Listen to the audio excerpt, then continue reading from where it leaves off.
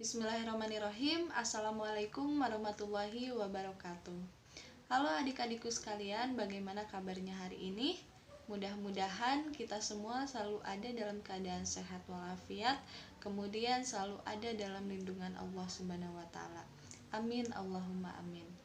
Oke, hari ini kita insya Allah akan mempelajari salah satu sejarah mengenai kerajaan yang pernah berjaya pada masa hidup Buddha di Nusantara. Nah, adik-adik sekalian pasti sudah tahu dong kerajaan apa ini?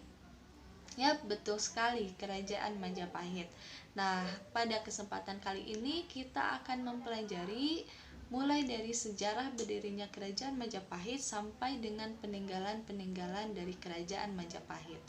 Nah, sebelum itu terlebih dahulu Ibu ingin mengingatkan tak henti-hentinya kepada kita semua untuk menjadikan pembelajaran sejarah ini sebagai salah satu bukti taat kita kepada apa yang Allah perintahkan, khususnya di Quran Surat Yusuf ayat 111, bahwa kita ini sebagai manusia yang dianugerahi akal harus mampu mengambil ibroh atau pembelajaran dari kisah-kisah umat terdahulu.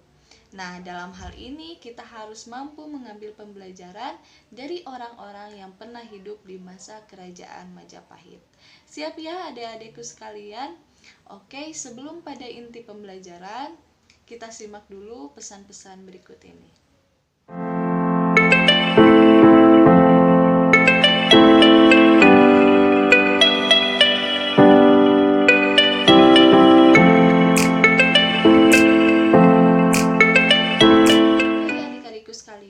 Di sini kita akan mempelajari mulai dari sejarah berdirinya kerajaan Majapahit.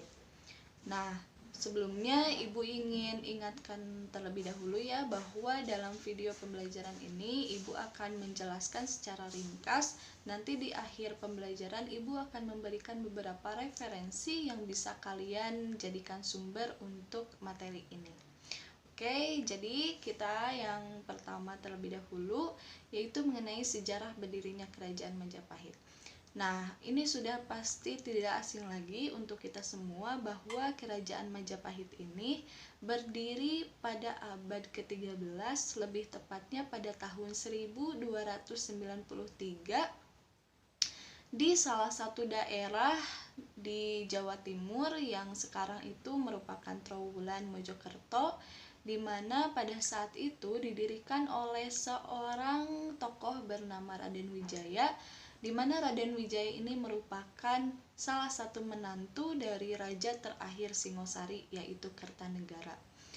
Nah, secara singkatnya pada saat itu Raden Wijaya pergi atau melarikan diri dari kerajaan Jayakatwang yang telah menguasai Singosari pada saat itu dan mengganti kerajaan Singosari menjadi Kadiri. Nah, Raden Wijaya ini pada saat itu dibantu oleh beberapa orang seperti Ranggalawe, Arya Wiraraja, dan beberapa tokoh lainnya untuk mengungsi di Madura. Kemudian Arya Wiraraja ini meminta pada Jayakatwang untuk mengampuni Raden Wijaya. Dan Jayakatwang ini dengan memberikan salah satu daerah kepada Raden Wijaya, mengampuni Raden Wijaya asal Raden Wijaya tunduk pada Jayakatwang. Di sini Raden Wijaya sudah memiliki siasat dengan diberikannya salah satu daerah. Dia mengatakan pada Jayakatwang akan menjadikan daerah ini sebagai daerah untuk berburunya Jayakatwang. Namun justru Raden Wijaya ini membuat atau membangun daerah pemberian itu menjadi sebuah kampung, kemudian dibangun yang nantinya akan balik menyerang kerajaan Kadiri. Oke, setelah itu lama-kelamaan kita tahu kan pada abad ke-13 pernah terjadi salah satu utusan dari Tiongkok yang bernama Mengki yang pada saat itu diusir atau disiksa oleh Kertanegara dengan dikatakan pada salah satu sumber yaitu dipotong telinganya. Nah, kita tahu bahwa Kubilai Khan pada saat itu Kaisar Tiongkok merasa marah terhadap apa yang dilakukan oleh Kertanegara. Nah, pada tahun 1292 Kubilai Khan ini belum tahu bahwa Singosari sudah runtuh dan pada saat itu sudah dikuasai oleh Jayakatwang. Kubilai Khan bersama tentara Tartar yang sekian ribu, kalau tidak salah jumlahnya itu hampir 10.000 tentara, datang ke Pulau Jawa untuk menyerang kerajaan Singosari yang pada saat itu sudah digantikan oleh Kadiri. Nah, Raden Wijaya yang mengetahui bahwa Kubilai Khan telah mengirim tentaranya ke Pulau Jawa, dia menjadikan momen ini sebagai momen untuk balas dendam kepada Jayakatwang. Jadi, Raden Wijaya bersama beberapa tokoh mengatur strategi bagaimana caranya agar tentara ini bisa menyerang Kadiri. Jadi, pada saat itu secara singkatnya, Raden Wijaya mampu meyakinkan tentara dari Kubilai Khan bahwa kerajaan Singosari adalah kerajaan Kadiri. Jadi mereka tentara yang banyaknya hampir 10.000 itu mampu mengalahkan Jayakatwang dan kerajaan Kadiri ini takluk di bawah Raden Wijaya dan tentara Tartar ini. Nah, pada saat itu tentara Tartar yang merayakan kemenangannya atas menyerang Jayakatwang yang pada saat itu dipikirnya adalah kerajaan Singosari, mereka melakukan pesta-pesta sampai mereka mabuk. Raden Wijaya tidak tinggal diam, dia melakukan penyerangan kepada tentara-tentara yang sedang mabuk ini. Tentu saja tentara Tartar ini kalah dan akhirnya pergi kembali ke negara asalnya.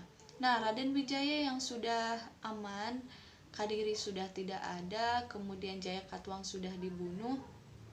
Ia lalu membangun kerajaan Majapahit yang nantinya akan menjadi kerajaan paling berjaya semasa Hindu-Buddha di Nusantara. Itulah sejarah berdirinya kerajaan Majapahit. Nah, sekarang kita berlanjut pada raja-raja dari kerajaan Majapahit ini siapa saja sih gitu. Nah, kita langsung saja ya bahwa yang menjadi sumber utama dari sejarah Majapahit ini dilihat dari prasasti-prasasti peninggalan kerajaan Majapahit, kemudian dilihat juga dari beberapa kitab yang pernah terbit pada masanya, khususnya Negara Kertagama, kemudian ada juga Pararaton dan beberapa kitab-kitab lainnya yang menyebutkan kerajaan Majapahit.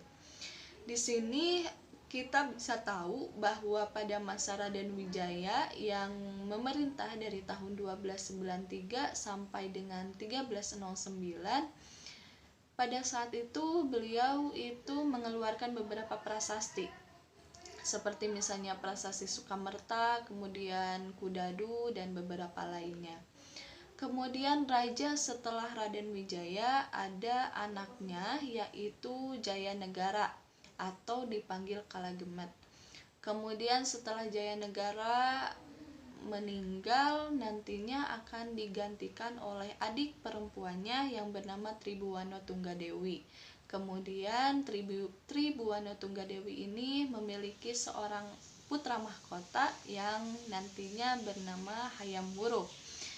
Kemudian setelah Hayam Wuruk nanti akan dipimpin oleh salah satu menantunya yaitu Wikramawardhana, yang seharusnya kepemimpinan Majapahit itu dipimpin oleh anak perempuannya yaitu Kusumawardhani. Kemudian juga beberapa raja lainnya setelah Wikramawardhana ada Brawijaya 1 sampai Brawijaya 5, kemudian ada beberapa raja lainnya yang menurut beberapa sumber merupakan raja-raja ketika Majapahit sudah diambang keruntuhan. Nah, di sini Ibu akan menjelaskan secara garis besar dilihat dari sudut pandang negara Kertagama pada masa kerajaan Majapahit dipimpin oleh Hayam Wuruk.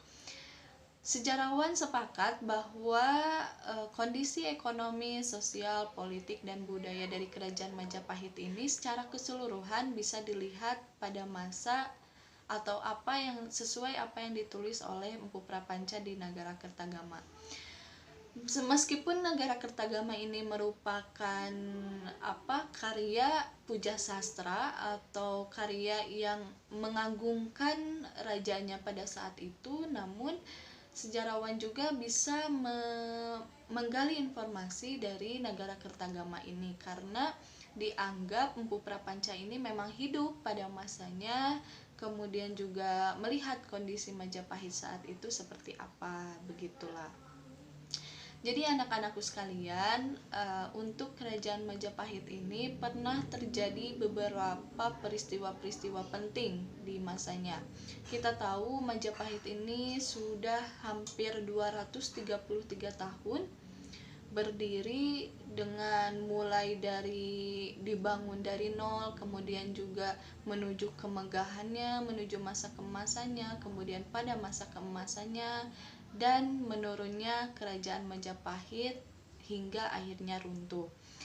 Nah, dari Negara Kertagama ini sejarawan juga telah meneliti bahwa isi dari Negara Kertagama ini sudah disusun sedemikian rupa, mulai dari pupus 1 sampai dengan pupus 98 ini memuat informasi-informasi yang cukup detail. Bahkan pada pupus 1, misalnya pada pupus 1 sampai pupus 8 itu mengenai raja dan keluarganya, kemudian juga pupus 8 sampai 12 mengenai bagaimana suasana ibu kota Majapahit, kemudian pupus 13 sampai 16 mengenai wilayah-wilayah kekuasaan Majapahit dan lain sebagainya. Jadi bisa dipastikan khususnya Negara Kertagama ini bisa dijadikan sumber primer Majapahit, seperti itu. Nah, kita langsung pada materi mengenai peristiwa-peristiwa penting dari kerajaan Majapahit. Nah, di sini ada beberapa peristiwa-peristiwa penting yang sangat terkenal ya anak-anakku sekalian. Seperti misalnya pada masa Raden Wijaya memerintah, ada 2 pemberontakan setidaknya yang sangat terkenal, yaitu yang pertama adalah pemberontakan Ranggalawe pada tahun 1295 dan yang kedua yaitu pemberontakan Lembu Sora pada tahun 1301. Nah, 2 pemberontakan ini sangat berkaitan, kemudian juga nantinya akan berkaitan dengan pemberontakan atau peristiwa berikutnya. Jadi peristiwa-peristiwa ini sangat berkaitan erat ya, tidak bisa dipisahkan satu sama lain. Kita mulai dulu pada peristiwa Ranggalawe. Jadi kita tahu bahwa Ranggalawe, Lembu Sora, kemudian juga beberapa tokoh lainnya itu ikut membangun Majapahit dari nol bersama Raden Wijaya. Nah, peristiwa Ranggalawe ini terjadi, menurut beberapa kitab disebutkan bahwa Ranggalawe ini kecewa atas keputusan Raden Wijaya mengangkat Nambi menjadi patih Majapahit. Nah, Ranggalawe ini merasa bahwa yang paling tepat untuk dijadikan patih Majapahit adalah Lembu Sora atau dirinya. Namun kita juga harus tahu bahwa ada salah satu kita bisa sebut aturan gitu ya di Majapahit ini, bahwa untuk mengangkat seorang patih ini tidak berdasarkan apa yang dipilih oleh raja gitu, tapi harus memenuhi beberapa kriteria. Misalnya seorang patih itu harus gagah berani, harus jujur, bijaksana, kemudian juga cerdas dalam beberapa strategi peperangan dan lain sebagainya. Nah, disebutkan bahwa Ranggalawe ini tidak memenuhi kriteria tersebut, sehingga Ranggalawe tentu saja tidak dipilih menjadi seorang patih, meskipun Ranggalawe ini pernah memiliki jasa gitu ya kepada Raden Wijaya karena dulunya ikut membantu Raden Wijaya. Kita tahu juga ya bahwa beberapa orang yang pernah atau menjadi orang terdekatnya Raden Wijaya memiliki jabatan-jabatan tinggi di kerajaan. Jadi sebenarnya Ranggalawe ini tetap memiliki jabatan tinggi, tetap memiliki jabatan penting di kerajaan, hanya saja bukan menjadi patih. Nah, namun Ranggalawe ini peristiwa pemberontakannya tuh bisa diredamkan oleh salah satu pahlawan Majapahit, yang bernama Mahisa Anabrang. Tahu kan Mahisa Anabrang ini siapa? Ya, Anabrang ini merupakan salah satu pahlawan yang pada masa kerajaan Singosari diutus untuk melakukan ekspedisi Pamalayu. Nah, jadi Anabrang ini merupakan salah satu pahlawan sejak Singosari sampai sekarang Majapahit. Nah, namun pada saat Anabrang ini tengah membunuh Ranggalawe, Lembu Sora yang pada saat itu merupakan paman dari Ranggalawe merasa iba kepada Ranggalawe, tentu saja ya, karena memiliki keterkaitan kekerabatan gitu. Lembu Sora ini menikam Mahisa Anabrang dari belakang, dan Mahisa Anabrang pun tewas. Jadi kerajaan Majapahit ini kehilangan dua pahlawan gitu, Ranggalawe dan Mahisa Anabrang. Nah, kemudian dari peristiwa Lembu Sora membunuh Anabrang akan menjadi peristiwa Lembu Sora pada tahun 1301. Mengapa? Apa ini kaitannya? Nah, jadi pada saat itu menurut Kitab Pararaton muncul seorang tokoh bernama Mahapati. Nah, Mahapati ini digambarkan sebagai orang yang sangat berambisi untuk memiliki jabatan patih Amangkubumi di kerajaan Majapahit. Jadi Mahapati ini memiliki rencana untuk menurunkan Nambi dari patih Majapahit agar dirinya yang menjadi patih. Namun sebelum dia menyerang Nambi, dia ingin terlebih dahulu untuk menyingkirkan orang-orang di bawah Nambi, salah satunya Lembu Sora. Jadi Mahapati ini sudah tahu bahwa Lembu Sora ini pernah membunuh Mahisa Anabrang dari belakang. Jadi Mahapati menghasut orang-orang di kerajaan bahwa Lembu Sora ini memang pengecut gitu ya, sudah membunuh salah seorang pahlawan yang sangat dihormati di Majapahit. Oleh sebab itu orang-orang di Majapahit ini terhasut untuk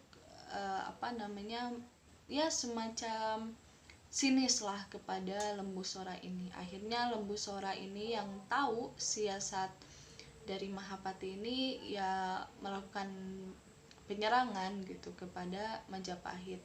Akhirnya tentu saja Lembu Sora ini mati, tewas dengan beberapa pengikutnya seperti Gajah Biru dan Juru Demu gitu. Nah, Mahapati ini masih belum puas dengan matinya Lembu Sora. Akhirnya sekarang giliran Nambi lah yang akan dijadikan sasaran berikutnya. Namun Nambi ini sudah mulai merasa bahwa Mahapati ini mengincar dirinya. Akhirnya Nambi perlahan-lahan izin kepada raja untuk terlebih dahulu dia pamit ke Lumajang. Kalau tidak salah saat itu dia pamit kepada Raja Jayanegara untuk pergi sementara mengunjungi ayahnya yang sedang sakit. Jadi Nambi ini ingin pergi ke Lumajang untuk menjenguk ayahnya. Namun pada saat sudah sampai di Lumajang, ayahnya pun meninggal dan Nambi ini memperpanjang masa cutinya. Jayanegara yang sudah dihasut oleh Mahapati, bahwa pada saat itu Mahapati mengabarkan pada Jayanegara kalau Nambi yang pulang ke Lumajang ini untuk mempersiapkan pasukan menyerang Majapahit. Dan memang pada kenyataannya Nambi sudah mempersiapkan benteng di Lumajang karena dia sudah tahu apa yang akan dilakukan oleh Mahapati. Nah, otomatis Jayanegara yang pada saat itu merupakan raja yang masih muda gitu, bahkan diangkatnya juga pada umur 15 tahun, Jayanegara ini terhasut saja dengan apa yang dikatakan Mahapati. Dan akhirnya pasukan yang dipimpin oleh Mahapati ini mampu memporak-porandakan Lumajang, mampu membunuh Nambi bersama dengan anggota keluarganya yang tak tersisa. Akhirnya Patih Amangkubumi ini dikabarkan memang dijabati oleh Mahapati, namun ada sebagian sumber juga yang mengatakan bahwa Mahapati tidak menjadi patih seperti itu. Nah, peristiwa Nambi ini terjadi pada tahun 1316. Tidak sampai di situ, peristiwa-peristiwa pemberontakan pada masa Jaya Negara memerintah telah terjadi lagi, yaitu peristiwa Kuti. Peristiwa Kuti ini sangat terkenal ya, karena Kuti ini mampu menduduki ibu kota Majapahit, sehingga Jaya Negara dengan beberapa anggota kerajaan mengungsi gitu ke desa Badander. Nah, di sini sudah muncul salah seorang tokoh bernama Gajah Mada yang mulai menunjukkan prestasinya gitu, karena pada saat itu dia merupakan kepala Bayangkara atau kepala pasukan pasukan Majapahit ya pada saat itu. Jadi Gajah Mada mampu meredam pemberontakan Kuti, bahkan Kuti ini bisa dibunuh oleh Gajah Mada seperti itu. Dan juga tidak sampai di situ, pada akhir jabatan atau pada saat Jaya Negara ini sedang sakit, pada saat itu dikatakan Jaya Negara memiliki salah satu penyakit, dan ada salah seorang Dharma Putra atau disebutkan orang-orang atau kerabat kerajaan yang diistimewakan ini merupakan salah satu tabib yang bernama Tanca. Dikatakan Tanca ini memiliki dendam kepada Jaya Negara atas beberapa tindakan Jaya Negara yang dianggap tidak baik gitu ya. Nah, Tanca ini dikatakan pada saat memeriksa Jaya Negara ini malah menikam Jaya Negara sampai terbunuh. Di samping Jaya Negara pada saat itu ada Gajah Mada. Nah, Gajah Mada yang melihat kejadian tersebut langsung membunuh Tanca pada saat itu. Jadi pada saat peristiwa Tanca yang terjadi di tahun 1328 ini, 2 orang terbunuh, yaitu Jaya Negara Raja Majapahit dengan Tanca itu sendiri. Akhirnya kekuasaan atau kepemimpinan Majapahit ini diberikan kepada adik perempuan Jaya Negara yang bernama Tribuana Tunggadewi. Nah, sebelum kita berlanjut pada peristiwa berikutnya, adik-adik sekalian sudah harus bisa mengambil pembelajaran ya dari beberapa rentetan peristiwa tersebut. Seperti misalnya beberapa orang yang merasa pantas untuk mendapatkan jabatan. Kita renungi saja bahwa memang manusia ini tidak lepas dari keinginan untuk memiliki tahta atau memiliki kekuasaan, jabatan, dan lain sebagainya, hingga menghalalkan segala cara. Nah, kita sebagai orang yang hidup di masa kini dengan segala permasalahan yang ada di sekitar kita harus mampu menyikapi bahwa ya, dari kisah di Majapahit ini, bahwa menghalalkan segala cara itu tidak baik dan tidak diperkenankan. Jangan sampai kita menghalalkan segala cara untuk mendapatkan kedudukan di dunia. Jangan ya.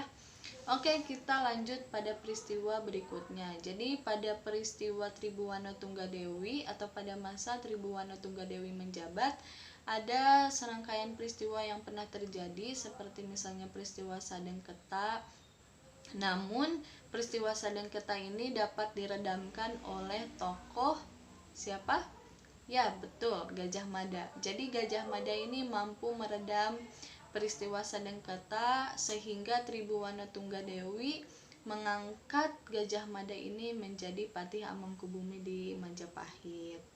Akibat atau disebabkan oleh apa yang dilakukan oleh Gajah Mada, seorang yang gagah, berani, kemudian bijaksana, kemudian juga loyal kepada kerajaan Majapahit, sehingga pada saat itu pada masa pemerintahan Tribuana Tunggadewi, Gajah Mada juga mengucapkan ikrar atau sumpah palapa yang isinya ingin atau dia akan dia akan mempersatukan wilayah-wilayah di Nusantara dan dia tidak akan pernah beristirahat sebelum Nusantara dikuasai oleh Majapahit.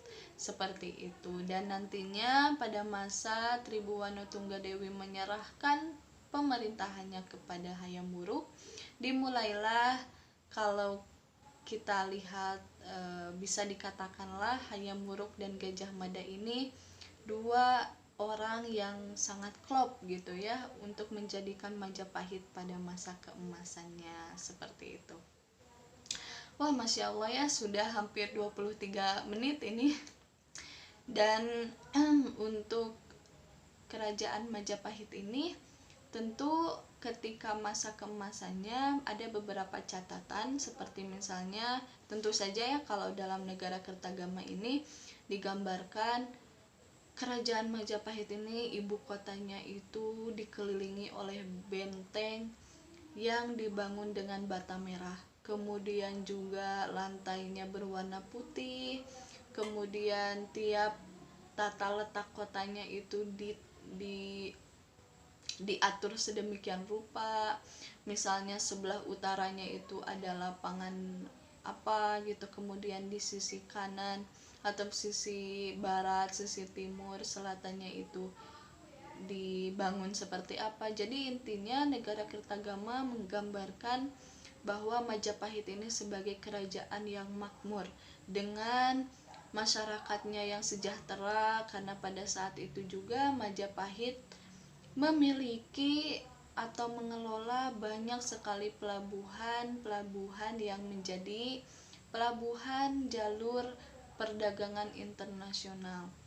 Dan posisi Jawa Timur ini kan cukup strategis ya, berada di tengah-tengah yang menghubungkan orang-orang yang dari timur ke barat ataupun dari barat ke timur gitu. Kemudian juga pajak-pajak yang ditetapkan pada saat itu bisa menjadi pemasukan atau pendapatan yang banyak untuk kerajaan Majapahit.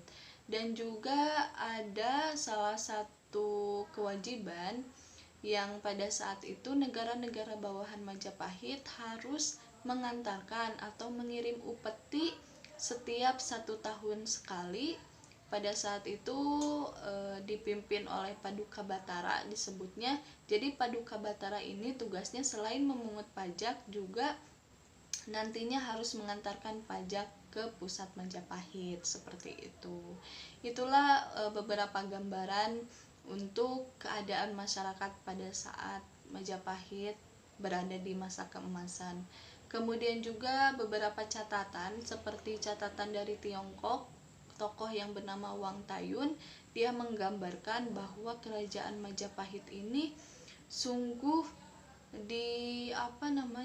ekspor impornya itu komoditasnya memang sangat banyak, melimpah gitu.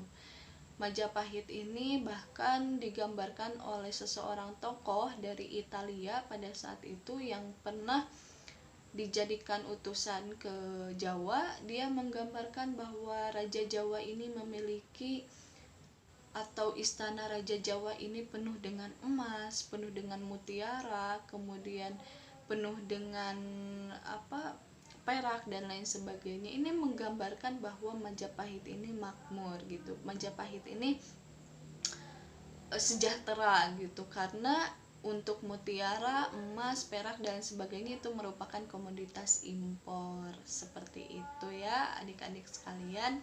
Dan itu mengenai beberapa atau gambaran mengenai masa keemasan Majapahit pada masa Hayam Wuruk. Nah, kita masuk pada masa keruntuhan. Kita tahu bahwa masa keruntuhan Majapahit ini berangsur-angsur melemah setelah Hayam Wuruk mangkat. Pemerintahan Majapahit pada saat itu dipimpin oleh salah satu menantunya bernama Wikramawardhana yang menikahi putri Hayam Wuruk bernama Kusumawardhani. Nah, jadi pada saat Wikramawardhana ini memerintah, salah satu anak Hayam Wuruk dari seorang selir yang pada saat itu telah telah diperintahkan untuk memimpin salah satu negara bawahan tidak terima atas diangkatnya Wikramawardhana menjadi Raja Majapahit. Tentu saja Bre Wirabumi ini menginginkan bahwa kekuasaan Majapahit ini turun padanya gitu. Namun ya tentu saja dia tidak bisa karena bukan merupakan putra mahkota seperti itu.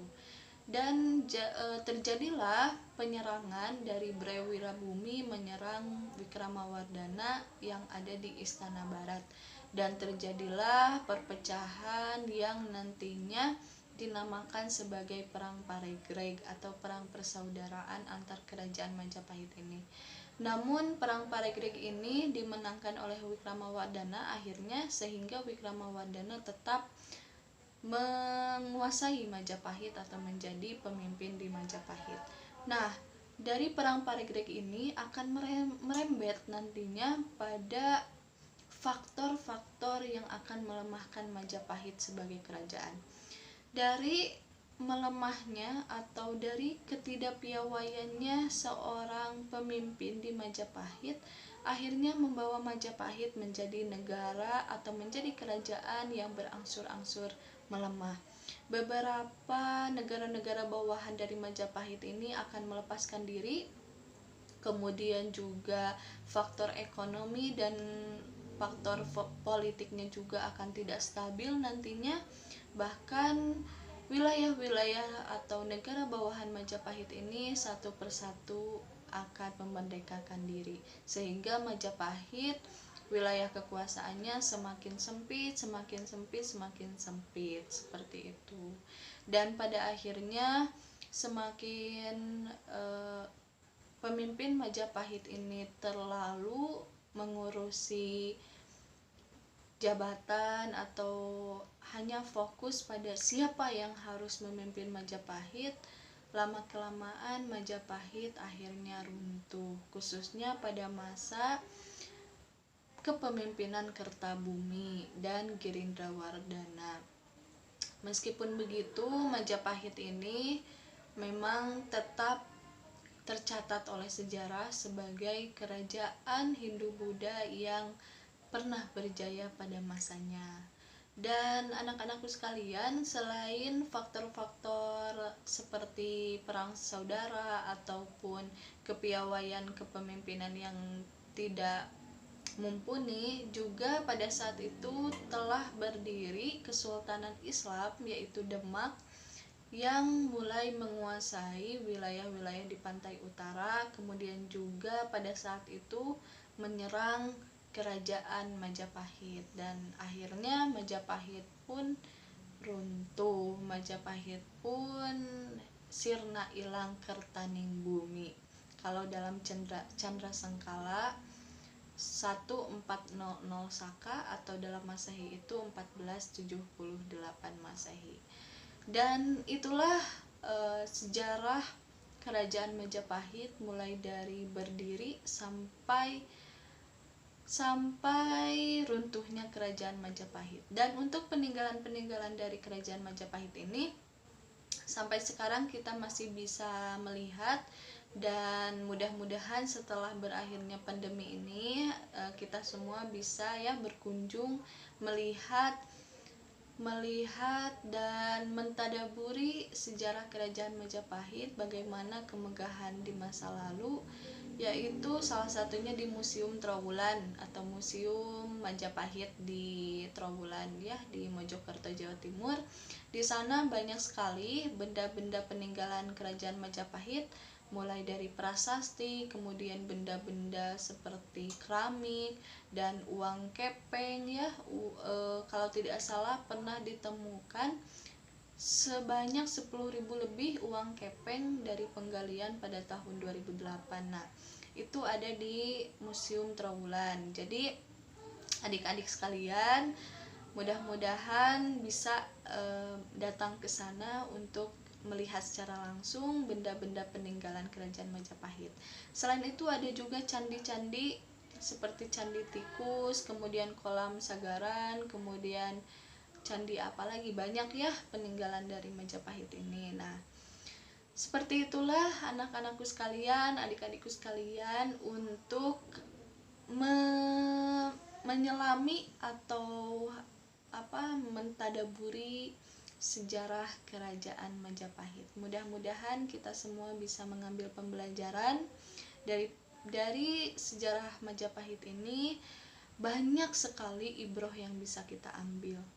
Ya, jadi sekian untuk pembelajaran hari ini. Mudah-mudahan bermanfaat. Kemudian juga kita insya Allah untuk pertemuan depan akan membahas mengenai kerajaan Warmadewa di Bali, kemudian kerajaan Tulang Bawang di Lampung, kemudian kerajaan Kota Kapur di Sumatera. Ya, insya Allah mudah-mudahan Allah memperkenankan kita untuk bertemu pada pertemuan berikutnya.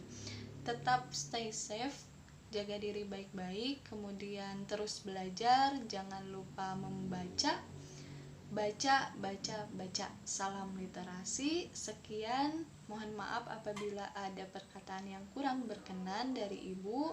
Mudah-mudahan kalian dapat memaafkan, dan juga ya, sampai berjumpa di minggu berikutnya. Wassalamualaikum warahmatullahi wabarakatuh.